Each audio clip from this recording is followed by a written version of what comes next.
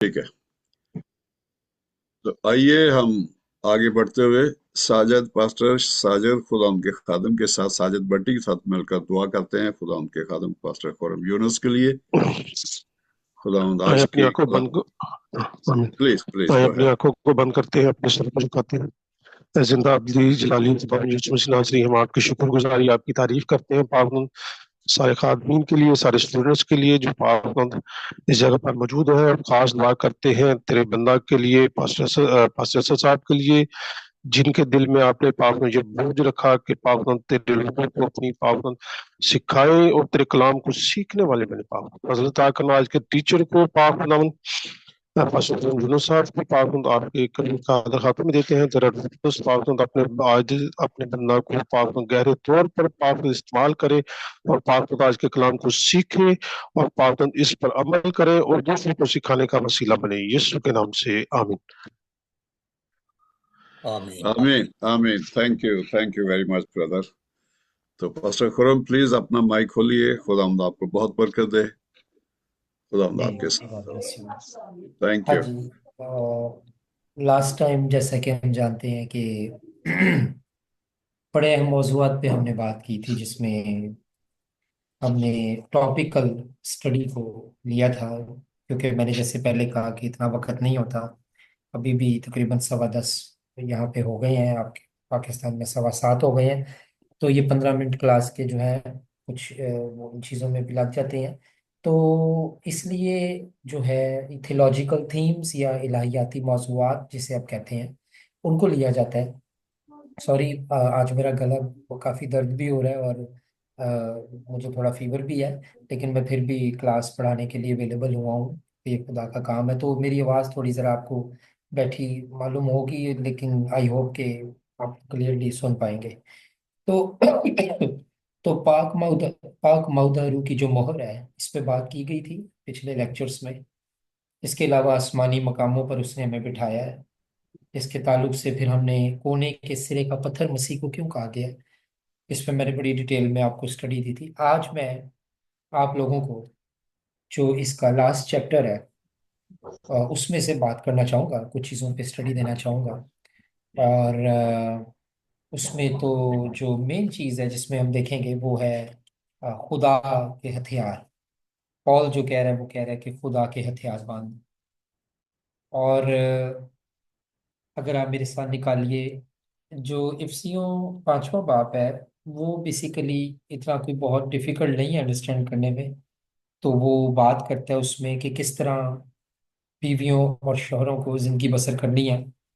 औलाद और वालदैन के रिलेशन पे बात करता है पॉल। और गुलाम और मालिक ने एक दूसरे के साथ कैसा रवैया रखना है। असल में जिस सोसाइटी में पॉलूस लिख रहा है ना, इस सोसाइटी में कोई मैरिज का कोई इतना अच्छा हाल नहीं था। क्योंकि लोग कई औरतों के साथ ताल्लुक रखते थे, शादियां भी कई औरतों से की होती थी, पैगन वर्ल्ड थी। और शरीर जमाना आज भी जैसा आप देखते हैं कि बहुत सी इश्यूज हैं, परेशानियां हैं, और बहुत सी मैरिज में प्रॉब्लम्स हैं।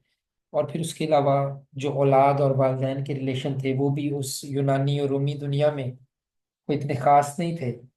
और इसके अलावा अगर आप देखें मालिक और नौकर के, तो वो तो बहुत ही काम खराब था। क्योंकि मालिक जो है वो कई गुलाम जो है वो खरीदते थे, और जो मालिक है वो बहुत बुरा सलूक भी करता था। अब पॉल जो है वो क्यों लिख रहा है, सवाल ये पैदा होता है कि जो पॉलूस है वो ये क्यों जिक्र कर रहा है, वो बीवी और शौहर के रिलेशनशिप पे क्यों लिख रहा है, वो औलाद और वालदैन के रिलेशन पे क्यों लिख रहा है, वो गुलाम और मालिक के रिलेशन पे क्यों लिख रहा है।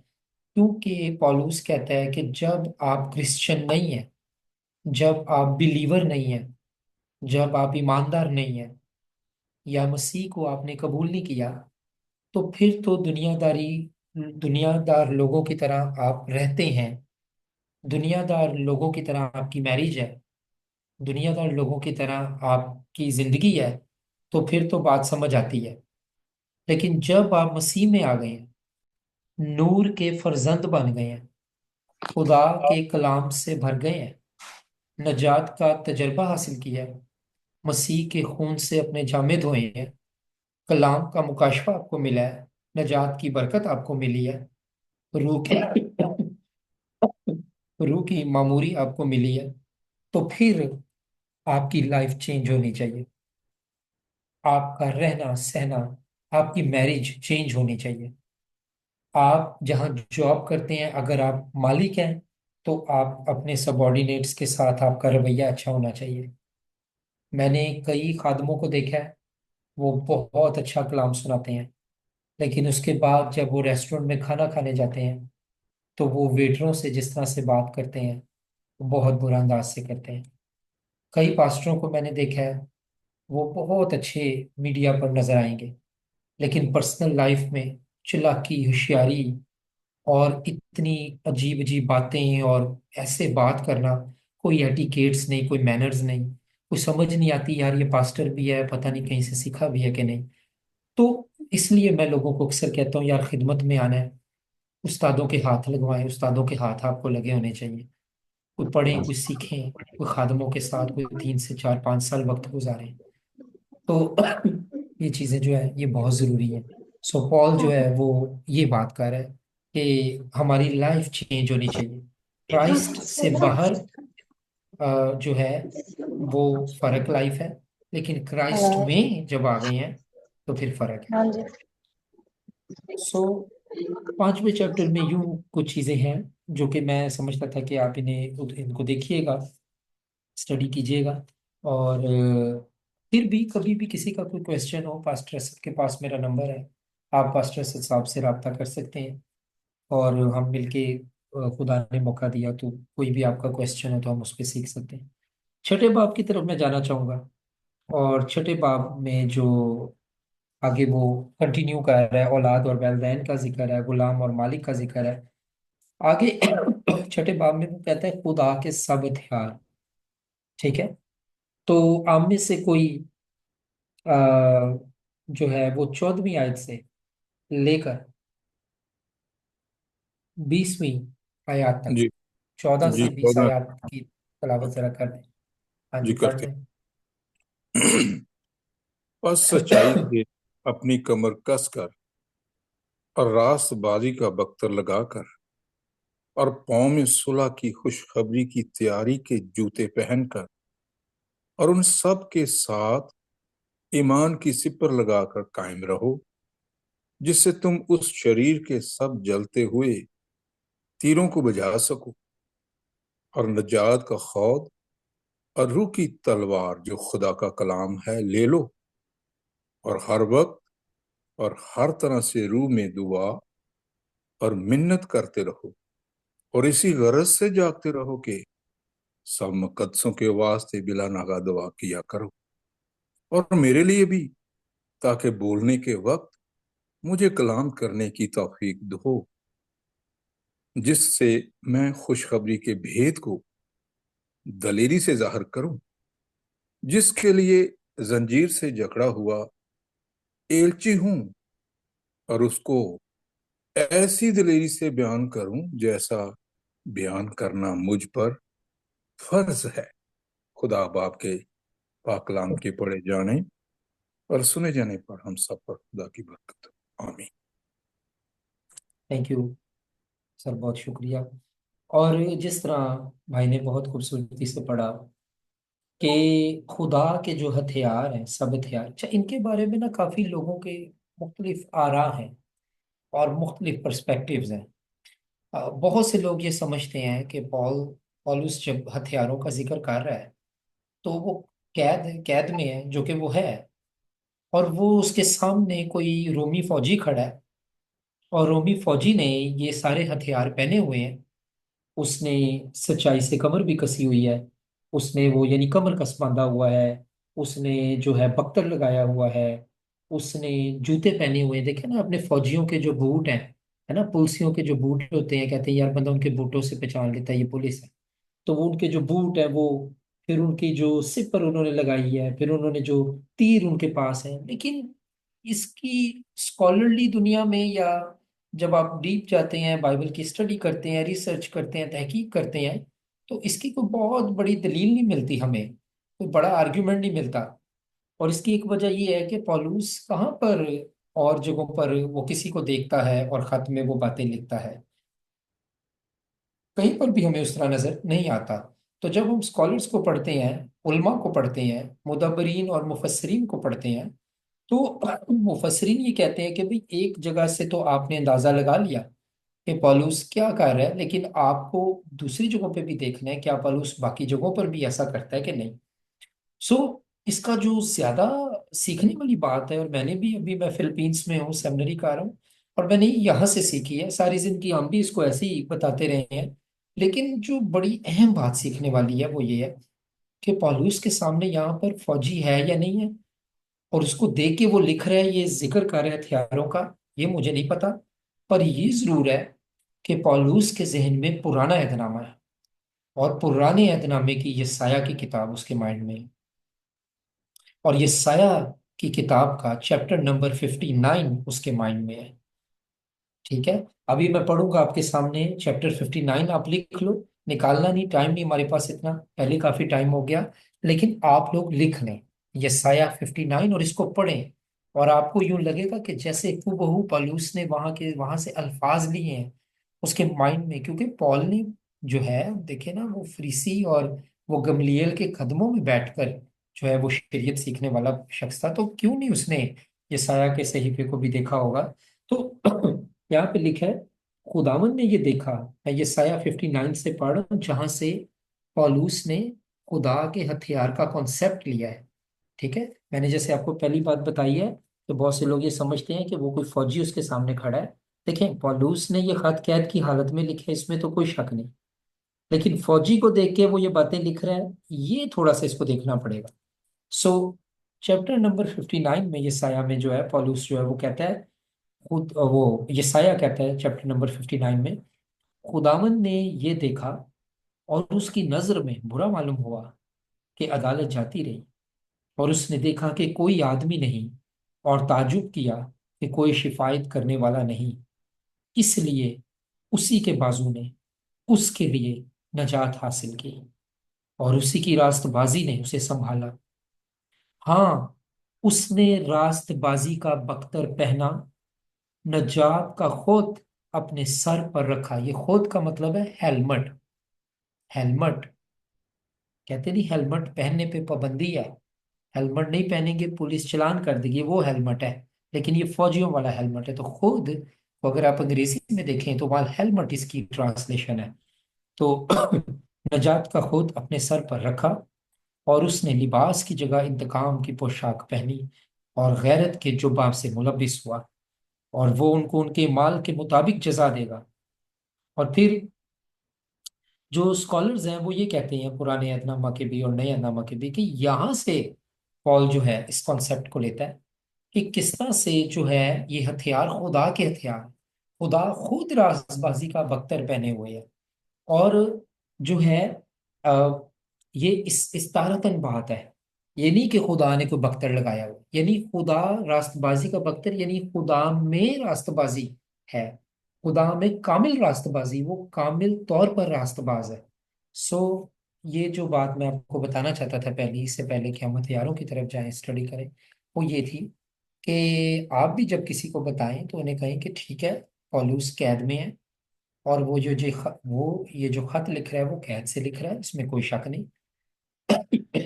लेकिन जो पिक्चर है जिसकी बेस पे वो खुदा के हथियार का जिक्र यहाँ कर रहा है, वो ज्यादा यसाया 59 से शो होती है, वो एक फौजी को देखकर शायद नहीं लिख रहा। दूसरी जो इसके बारे में एक मिसकंसेप्शन है इस हवाले के बारे में, वो ये है कि ये इंडिविजुअली या इनफरादी तौर पर हम सब ने हथियार पहने हैं।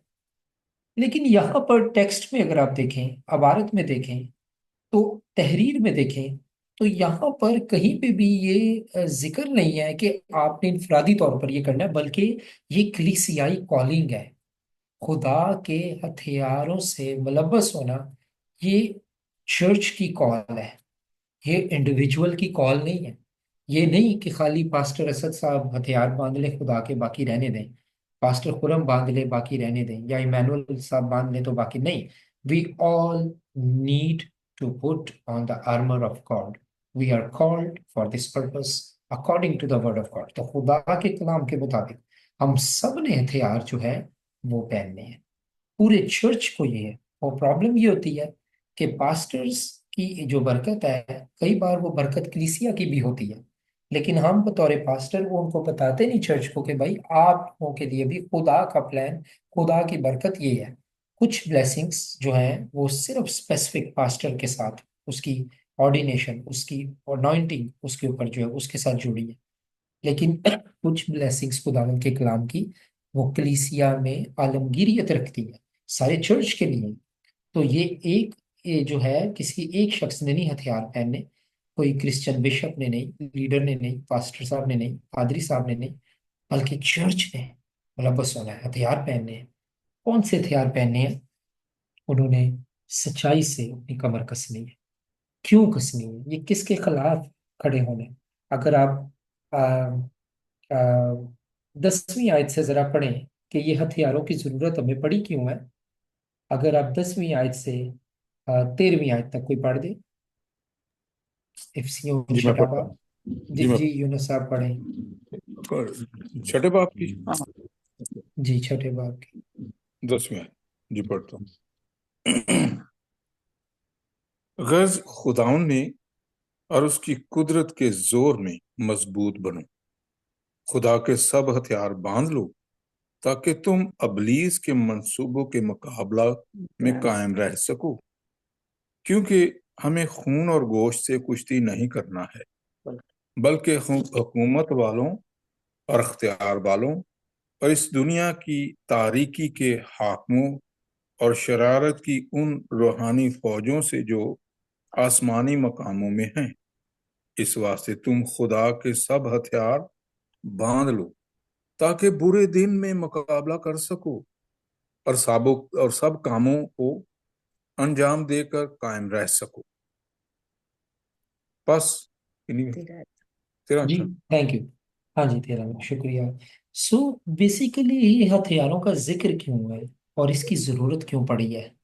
हथियारों का जिक्र इसलिए है क्योंकि आपका और मेरा एक दुश्मन है, हमारी फौजों से दुश्मनी है, हमारी उन तरीकी की कुफ्तों से, उन तरीकी के हकमों से और शरारत की उन रूहानी फौजों से जो आसमानी मकामों पर है, वो आपका पीछा करते हैं, आपकी मिनिस्ट्री के, आपकी फैमिली के, आपकी हेल्थ के खिलाफ है।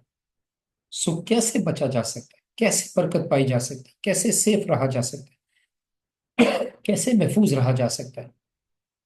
खुदा के हथियार, खुदा के हथियार बांधने से। और एक मैं आपको बात बता दूं, इन हथियारों में कोई चॉइस नहीं है, कोई चॉइस नहीं है कि सच्चाई से कमर कस लो पर नारास्ती का बख्तर लगा लो। नहीं, जे सच्चाई नाल कमर कसी है ते बख्तर भी रास्तबाजी का लाना पेगा। ते जे ए काम कर लिया है ते पाँव ਤੁਹਾਡੇ खाली ने, पाया ही कुछ नहीं, तो पाँव में सुलह की खुशखबरी के जूते होने चाहिए। अगर सारा कुछ है तो ईमान की सिपर ही नहीं लगाई, वो भी काम ठीक नहीं है। क्योंकि सिपर नहीं है तो इब्लीस के जलते तीरों का कैसे मुकाबला करेंगे? और फिर नजात का खुद हेलमेट ऑफ सल्वेशन और रूह की तलवार नहीं पकड़ी। अच्छा देखें, जितने हथियार हैं वो सारे बचाव के हैं, पर एक हथियार है जो हमले के है, हमले का है। यानी एक आपके पास हथियार है जिससे आप दुश्मन पर अटैक कर सकते हैं, बाकी जितने हथियार हैं वो सारे उसके अटैक से बचने के लिए। तो जितने हथियार बचने के लिए हैं उनके अलावा एक जो हथियार है जिससे आप दुश्मन का मुकाबला कर सकते हैं, वो रूह की तलवार जो खुदावन का कलाम है।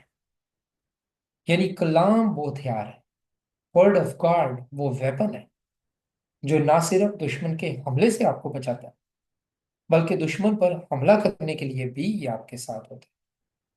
जब शैतान मसीह को जमाने आया बियाबान में, मत्ती की इंजील में गालबन चौथे बाब में मेरा ख्याल, तो वहां पर आप देखें कि खुदावंद यीशु मसीह ने कहा, उसने शैतान ने कहा लिखा है, तो यीशु ने आगे से कहा ये भी लिखा है, दिस इज ऑल्सो रिटन, ये भी लिखा है।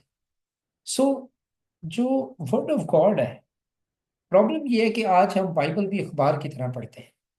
खुदा के साथ वक्त गुजारा है, हाँ जी गुजारा है, पादी साहब हमने दुआ की जी। सुबह खुदावंद के साथ वक्त गुजारा है, हाँ जी गुजारा। अच्छा, बाइबल पढ़ी है, हाँ जी पढ़ी। कैसे पढ़ी है? कौन सी बुक पढ़ी है? कई दफा कई लोग ऐसा करते हैं कि वो बाइबल को एकदम से खोलते हैं और वो कहते हैं कि जो खुला वो खुदा का मेरे लिए कलाम है। तो एक बंदे ने ऐसे ही किया कि उसने ऐसे बाइबल में जो है वो खोली। तो उस दिन जो कलाम था वो ये था कि खुदा तुझे वो खामोश सा जोर देगा। तो उसने कहा कि मैं इसको अपने लिए रिसीव करता हूँ। दूसरे दिन जब उसने बाइबल खोली तो उसमें लिखा था कि तेरी बीवी तेरे घर के अंदर मेवादार ताक की मानित होगी। उसने कहा मैं रिसीव करता हूँ, बड़ा खूबसूरत कलाम है। तीजी बारी उन्हें जो बाइबल खोली तो उथे लिखा सी कि यहूदा इस्करियोती गया और उसने फांसी ले ली। अब वो क्या करे? अब वो भी फांसी ले ले? तो बाइबल कोई लॉटरी नहीं है, बाइबल कोई गेम नहीं है, खिलौना नहीं है। बाइबल खुदा का कलाम है, जिंदा, शिफा, मुकद्दस, जिंदगियां बदलने वाला, जिंदगियां देने वाला कलाम है। तो इसको सिस्टमेटिक पढ़ें, एक साइड से शुरू करें, कवर टू कवर, एक पैदाइश से शुरू करें, फिर पूरी बाइबल एक बार खत्म करें, फिर न्यू टेस्टमेंट शुरू करें, फिर मत्ती से ऑनवर्ड, मलाकी के बाद मत्ती से ऑनवर्ड पढ़ें। फिर जो पढ़ रहे हैं उसको समझें। और आप में से जो लोग कनाडा में हैं और मलेशिया में हैं और पाकिस्तान से बाहर बैठे हैं, आप लोग देखें कि आपके पास कितने वसाइल हैं। अब आप ये एक्सक्यूज नहीं कर सकते कि साढ़े कोल किताबां नहीं, तफसीरां नहीं। ਤੁਸੀਂ ਤੇ ਜਿਹੜੇ ਮੁਲਕਾਂ 'ਚ देखो बैठे हो, इतनी खूबसूरत बुक्स होते हैं। मैं अमेरिका गया हुआ था अभी, तो पीछे ये चंद माह पहले मैं यूएसए में था, तो मैं वहाँ पे मेरा दोस्त एक मुझे लेके गया जो है एक बुक शॉप में। तो मैं हैरान हो गया यार, ऐसी ऐसी बाइबल, ऐसी ऐसी खूबसूरत किताबें हैं, ऐसी ऐसी तफसीरें हैं। तो कोई एक अच्छी बाइबल की तफसीर रखें, इस तरह बाइबल को पढ़े, समझ के पढ़े। वो यही बात उसने पूछी थी खुदा के खादिम ने जब वो आया था। उसने कहा था कि तू, हबशी खोजा को उसने कहा कि तू समझ भी रहा है जो पढ़ रहा है? उसने कहा मैं समझ तो नहीं रहा, मैं पढ़ी जा रहा हूँ। तो फिर रसूल ने समझाया। तो फिर उसने कहा कि वाह, मुझे तो अब बपतिस्मा लेना चाहिए। अब उसकी राह पे जब तो शागिर्द जा रहे थे तो यीशु ने उनका ज़हन खोला, फिर उनको समझ आया। तो दुश्मन का मुकाबला करने के लिए ये नहायत जरूरी है कि आपने बाइबल को पढ़ना है, बाइबल को समझना है और बाइबल को इस्तेमाल करना है। उसके अलावा सारे हथियारों का जिक्र है। सबसे पहले तो सच्चाई की बात है कि ये जो सच्चाई है, ये क्यों लिखा है सच्चाई? क्योंकि दुश्मन तो झूठों का बाप है। बहुत दफा लोग झूठ को बहुत इजी लेते हैं। वो समझते हैं कि झूठ कोई इतनी बड़ी बात नहीं है, चल जाएगा, हो जाता है। लेकिन याद रखें कि बाइबल ने हमें आजाद भी सच्चाई से किया और आजाद भी सच्चाई के लिए किया। आजाद भी सच्चाई से किया, आजाद भी सच्चाई के लिए किया। तुम सच्चाई से वाकिफ होके सच्चाई तुम्हें आजाद करेगी। ठीक है? उससे अपनी कमर कसनी है। कमर जब बंदा कसता है ना, तो वो हैवी वेट उठाने के लिए तैयार होता है, लिफ्ट करने के लिए तैयार होता है। कमर जब कसता है ना, तो फिर जब वो भागता है तो उसका चोगा या जो उसने ओपन सूट पहना है उसकी टांगों में नहीं फंसता, वो गिरता नहीं है। कमर कसी हो, चीज़ां कंट्रोल च रहिंदियां ने, चीज़ां सुथरियां खूबसूरत होंदियां ने। तो जब आप मसीह ईमान की जिंदगी गुजार रहे हैं, मसीह ईमान की दौड़ दौड़ रहे हैं, तो सच्चाई से काम लें। एक झूठ के लिए कई झूठ बोलने पड़ते हैं। इवेंचुअली एट द एंड इंसान को बोलनी सच्चाई ही पड़ती है। वो 10 साल भी भाग ले, एक वक्त आता है कि उसको सच्चाई बोलनी पड़ती है। सो रास्तबाजी का बख्तर और फिर पाँव में सुलह की खुशखबरी की तैयारी के जूते। जो सुलह की खुशखबरी है ना, ये बड़ा अहम है। याद रखें, आप as a believer, as a Christian, उदासियों वाले खादम नहीं है। कई खादमों के पास जो अनॉइंटिंग होती है वो उदासी की और मायूसी की होती है। वो जदों गल करनगे मायूसी दी करनगे, उदासी दी करनगे, परेशानियां दी करनगे। अब बताएं, आप सब कुछ बताएं, आप झूठी बातें मन घड़त ना करें, आप ठीक बताएं, चाहे वो उदासी की बात है जैसी भी है, लेकिन लोगों को उम्मीद चाहिए। आज के हालात में वो खादम से, वो खुदा के कलाम से उम्मीद का तकाजा करते हैं। नबी भी जब ये कहते थे कौम बनी इसराइल को और यहूदा को कि वापस आ जाओ, मोड़ आओ, मसीह के वापस आ जाओ और यहोवा के पास आ जाओ, छोड़ दो अपने गुनाहों को, वरना यहोवा तुम्हें बर्बाद कर देगा, यहूदा के कबीलों, बनी इसराइल के कबीलों, तुम्हें यहोवा बर्बाद कर देगा। लेकिन नबी भी अपनी नबूवती किताबों में ये कहते थे कि अगर तुम तौबा करो, अगर तुम तौबा करो, रुजू लाओ, तो वो तुम्हें बहाल भी करेगा, वो तुम पर रहम भी करेगा, वो तुम्हें माफ भी करेगा। तो हमेशा जितने यहाँ पास्टर्स इस कॉल पे हैं, इवेंजलिस्ट हैं, खादम है, जिस भी मिनिस्ट्री से आपका ताल्लुक है, बैलेंस चले। लोगों को सिर्फ जो है वो अच्छी अच्छी बातें ना बताएं, सिर्फ लोगों को ये ना बताएं यीशु बरकत देता है, अपने चर्च में ये भी बताएं वो जल्द आ भी रहा है, वो अजर भी देने आ रहा है। ऐ ना खाली दसी जो यीशु शाफी है, यीशु माफी है, यीशु काफी है। ये सारा कुछ ठीक है, लेकिन ये बैलेंस्ड गिज़ा नहीं है। ਜਿਹੜੇ ਬੱਚੇ ਨੂੰ ਬੈਲੈਂਸਡ ਡਾਈਟ ਨਹੀਂ ਮਿਲਦੀ, ਉਹ ਫੁੱਲ ਫੁੱਲ ਤੇ ਜਾਂਦਾ ਹੈ, लेकिन ਉਹਦੇ अंदर ताकत नहीं होती।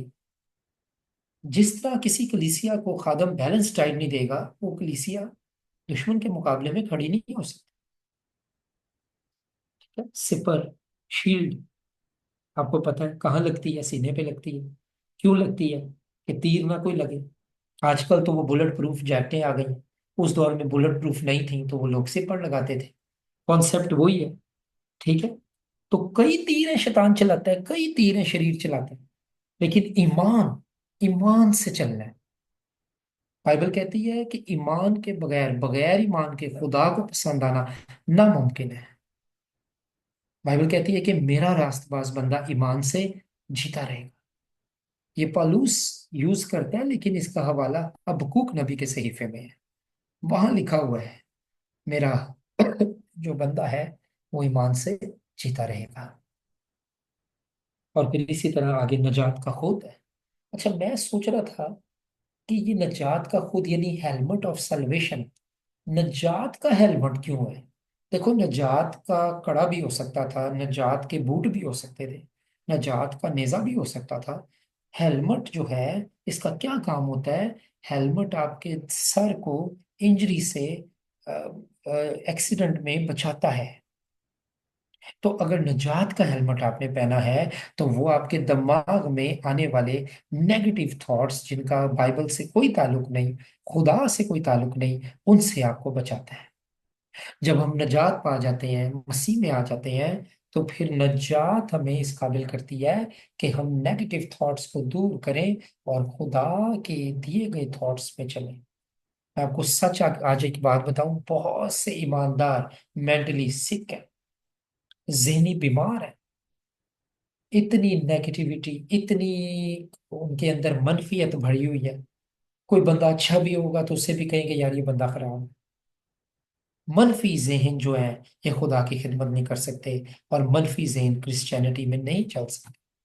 खुदा, अगर आप वो शख्स हैं जो मनफी सोच रखता है, तो खुदावंद से जो है वो कहें कि खुदावंद मुझे शिफा दे, मेरी नेगेटिव माइंड को ठीक कर, मुझे पॉजिटिव शख्स बना।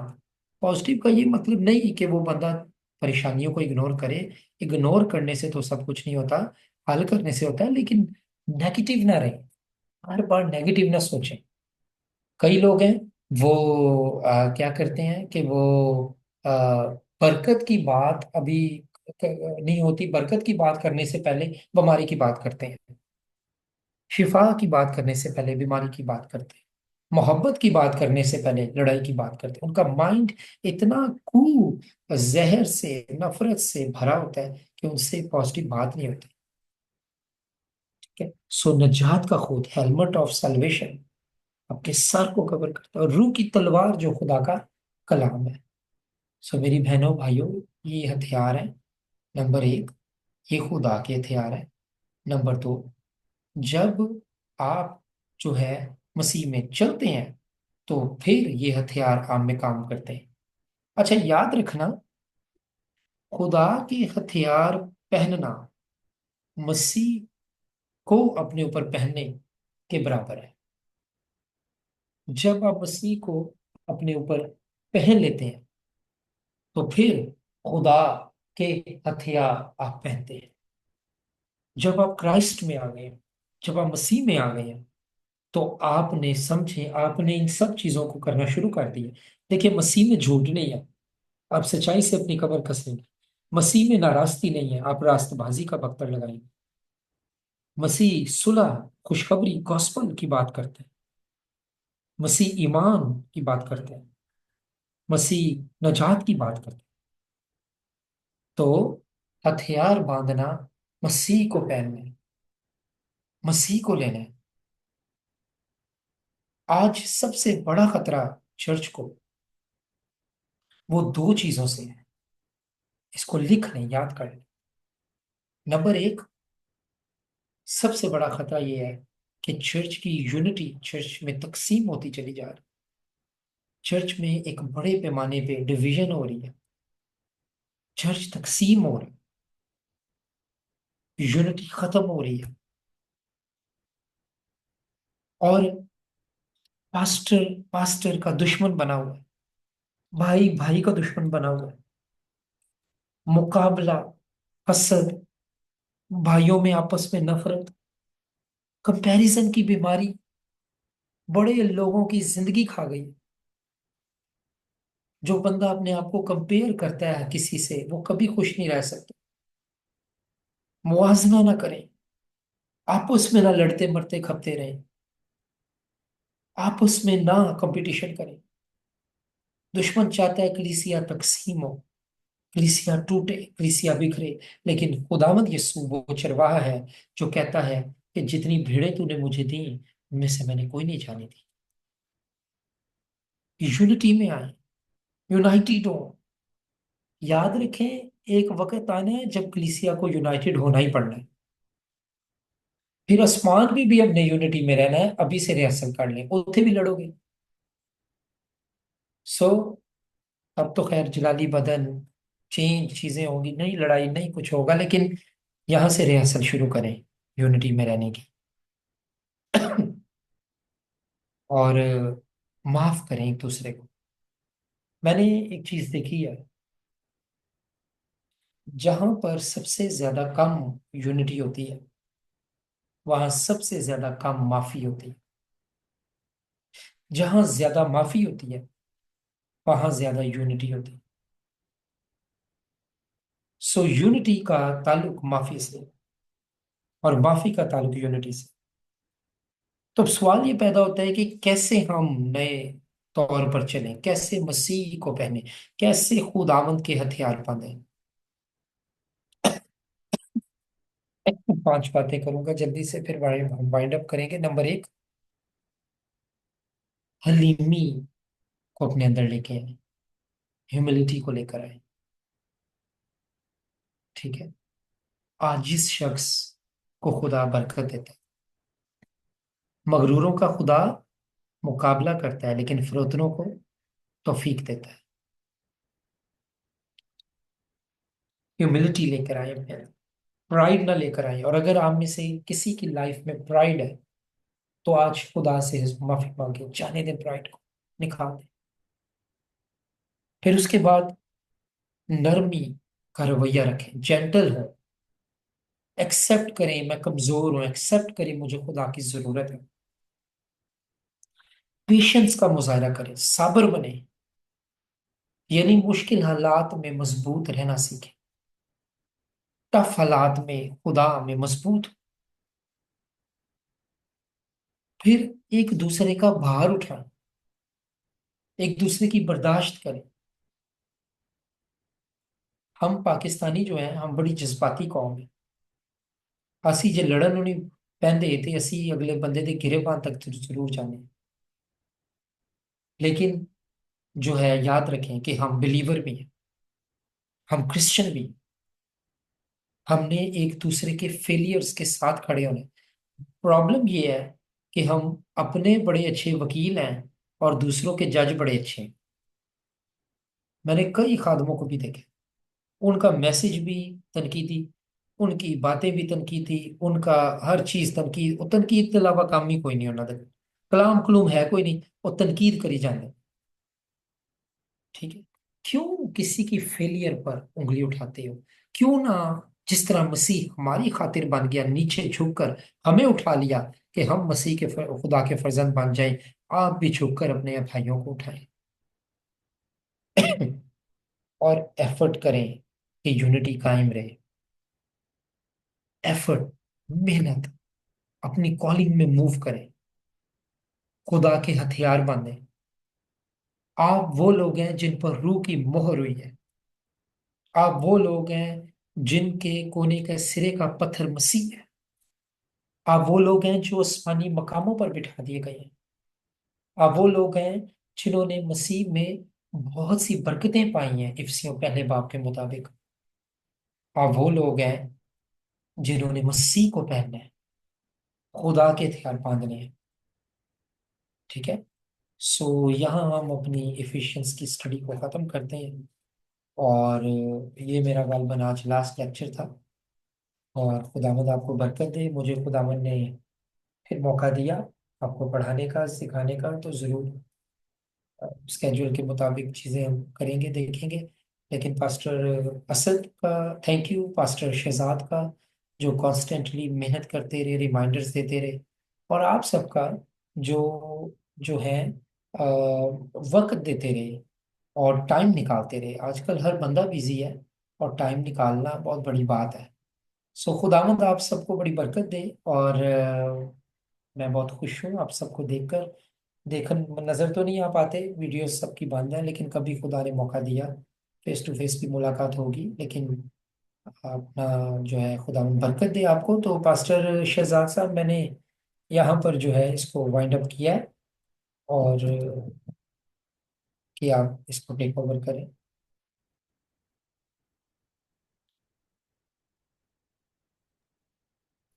थैंक यू खुरम बेटा, खुदावंद आपको बहुत बरकत दे और यीशु के नाम से बाहर जाता रहे और गला भी ठीक हो। यीशु के नाम में आप शिफा पाए। खुदावंद आपको, आपकी फैमिली को बरकत दे। आमीन। Thank you so much. जी thank you very much. Pastor Asad please अपना माइक खोलें और आगे पास्टर शहजाद आगे, क्योंकि उनका कुछ शायद नेट इशू है। जी पास्टर जी प्लीज। अच्छा, इमानुअल साहब मुझे इजाजत देंगे, जरा मैं एक अपनी असाइनमेंट पे काम कर लूँ, और थोड़ा गले की भी मुझे वो नहीं ज्यादा बात हो रही, तो मैं इजाजत चाहूंगा। लेकिन किसी और क्लास में मैं जरूर खुदा ने चाहा तो ज्वाइन करूंगा। पास्टर असद अगर आप इधर हैं कॉल पर, तो आई नीड टू गो। लेकिन ये कि खुदावंद आप सबको बरकत दे। इमानुअल साहब ठीक है, मैं जी इजाजत वन चाहूंगा सेकेंड, मेरी तरफ से। वन जी। Second, one second. Pastor Shahzad please, pastor Khurram जा रहे हैं, वो लीव कर रहे हैं, तो आपने अगर कुछ बात करनी है तो please. Yes, thank you so much sir. और मैं पास्टर खुरम का थैंक्स